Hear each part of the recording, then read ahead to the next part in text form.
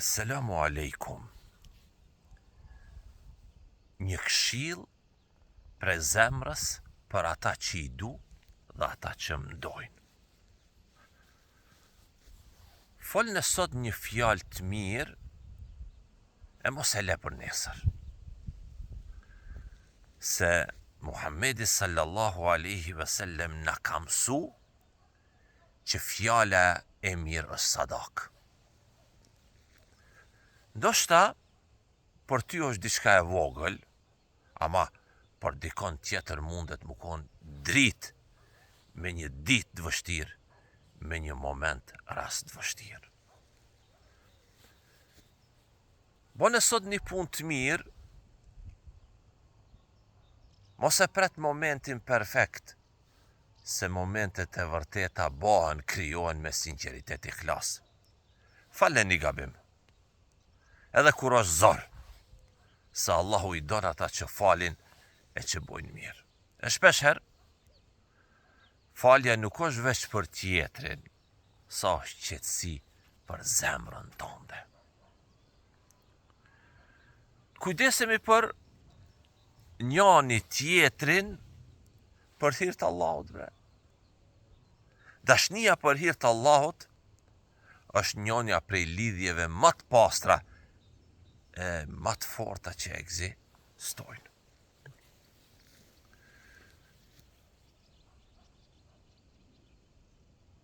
Mos e merrni kur praninë e dikujt si të mirë qenë, se njerëzit janë amanet në jetën tonë.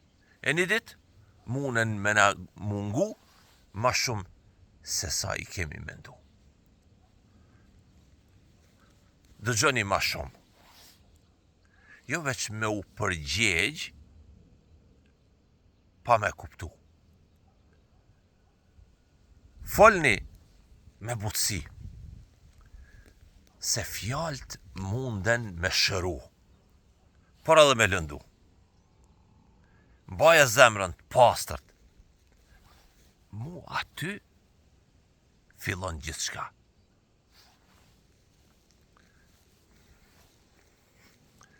Mos ta harrojmë fjalën e Muhammedit sallallahu alaihi wasallam. Asnjëri prej juve nuk ka besu plotësisht, derisa ta doje për vllajën e tij atë që e don për veten e tij. Vëllezër, motra, le ta bojmë këtë parim jetese.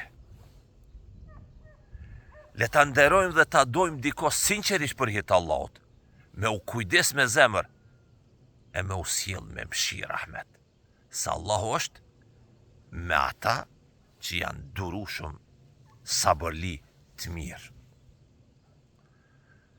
Allahu ju ruajt, ju uzoft, e ja u mbush zemrat me selamet, paqe e dashni të pastërt. Një selam prej Ulqini, në veçanti në zona e ulli shteve. Mos harroni, Zoti betohet. Në çka e kujtoni?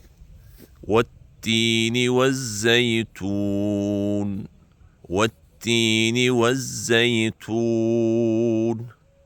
Shikoni përkthimin e kësaj sureje. Wassalamu alaikum.